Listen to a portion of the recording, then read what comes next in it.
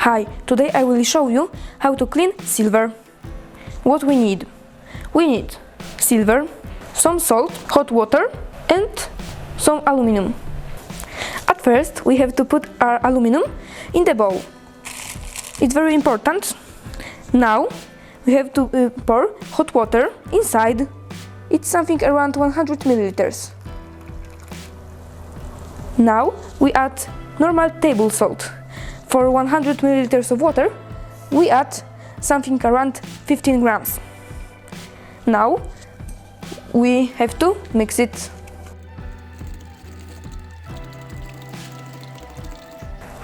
When all the salt dissolves, we have to put inside our silver.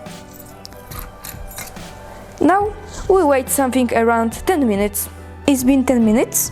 Now we have to take this out to another beaker. Now we have to take a piece of towel and carefully wipe it up.